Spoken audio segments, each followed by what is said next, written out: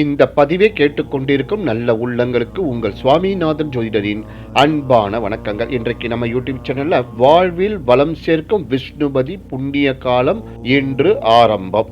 இந்த விஷ்ணுபதி புண்ணிய காலத்தின் மகிமையை பற்றி நம்ம யூடியூப் சேனல்ல சொல்ல போறேன். பதிவுக்குள்ள போறதுக்கு முன்னாடி நம்ம யூடியூப் சேனல்ல யாரெல்லாம் சப்ஸ்கிரைப் பண்ணுங்க, ஷேர் பண்ணுங்க, லைக் பண்ணுங்க. பதிவுக்குள்ள போயிடலாம். விஷ்ணுவை வணங்க தீராத பிரச்சனை தீரும். ஐப்பசி முடிந்து கார்த்திகை பிறந்து விட்டது.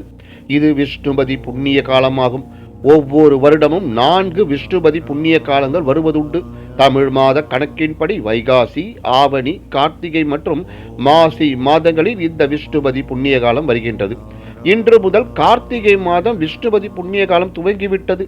இது ஏகாதசிக்கு நிகரான புண்ணியமான நாளாகும்.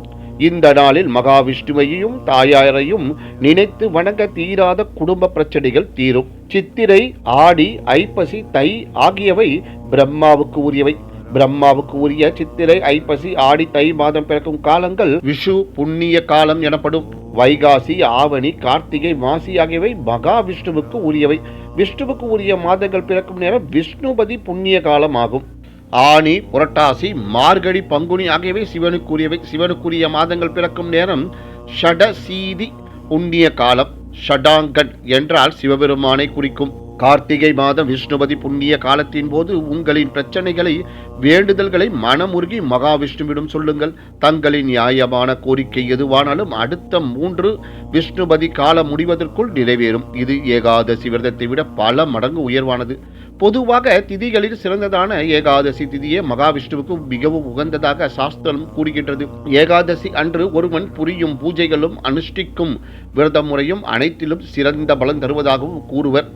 ஏகாதசியை விட மிகவும் சிறந்த பலனை தரவல்லது விஷ்ணுபதி புண்ணிய காலமாகும். மகாவிஷ்ணுவின் அருளும் கருணையும் மிகவும் அதிகமாகவும் பூர்ணமாகவும் துவங்கும் அரிதான நாளாக இந்த நாள் அமைந்துள்ளது. அன்றைய தினத்தில் அதிகாலை 1:30 மணி முதல் காலை 10:30 மணி வரை இந்த புண்ணிய கால நேரம் வருகின்றது. முழுமையாக 9 மணி நேரம் இந்த புண்ணிய காலம் அமைகின்றது. இந்த விஷ்ணுபதி புண்ணிய காலத்தில் நாம் மகாவிஷ்ணுவையும் மகாலட்சுமியையும் மனதார வழிபட்டு காலை பெருமாள் கோவிலுக்கு சென்று கொடிமர நமஸ்காரம் செய்து 27 பூக்களை கையில் வைத்துக்கொண்டு 27 முறை பிரகார வலம் வாருங்கள். ஒவ்வொரு சுற்றுக்கும் ஒரு பூவை கொடி மரத்துக்கு முன் வையுங்கள். 27 சுற்று முடிந்த பின்பு மீண்டும் கொடிமர நமஸ்காரம் செய்யுங்கள். நமது எல்லா தேவைகளையும் வேண்டுதல்களையும் கூறி தங்களின் பிரார்த்தனையை மனமுருகி சொல்லுங்கள். விஷ்ணு மற்றும் ஸ்ரீ தேவியினுடைய துதிகளை கூறி நமது சக்திக்கு இயன்ற பூஜைகளை குறைவர செய்யலாம். முறைப்படி பூஜை செய்ய தெரிந்தவர்கள் அவ்விதம் செய்யலாம். அருகில் உள்ள விஷ்ணு ஆலயத்திற்கு அந்த குறிப்பிட்ட நேரத்தில் சென்று வழிபடலாம். துளசி பூஜை, கோ பூஜை மற்றும் ஸ்ரீதேவிக்கு பிரீத்தியை தரக்கூடிய காரியங்களை எல்லாம் சக்திக்கு தகுந்தவாறு செய்யலாம். அதுபோன்று அன்றைய தினத்திலேயே விரத நாட்களில் செய்யக்கூடாத செயல்களை தவிர்ப்பது நன்று. ஒருவர் ஒரு முறை இந்த விஷ்ணுபதி புண்ணிய கால விரதத்தை அனுஷ்டிப்பது பல ஏகாதசி விரதங்களை அனுஷ்டிப்பதற்கு சமம் என சாஸ்திரங்கள் கூறுகின்றன. தமிழ் ஆண்டுகள் மொத்தம் 60 ஆகும். ஒவ்வொரு ஆண்டிலும் வரக்கூடிய 4 விஷ்ணுபதி புண்ணிய காலங்களும் ஒவ்வொரு விதத்தில் வேறுபடும். எனவே இந்த முறை நாம் ஒரு விஷ்ணுபதி புண்ணிய காலத்தை தவறிவிட்டால் அடுத்து இதே போன்று ஒரு புண்ணிய காலம் வருவதற்கு மீண்டும் 60 ஆண்டுகள் ஆகும். எனவே அரிதான இந்த வாய்ப்பினை தவறவிடாமல் இந்த விரதத்தை அனுஷ்டிப்பதன் மூலம் உலகாதாயமான தேவைகளையும் மகிழ்ச்சியான மற்றும் செல்வ செழிப்புமிக்க வளமான வாழ்வினையும் பெற முடியும் என சாஸ்திரங்கள் கூறுகின்றன.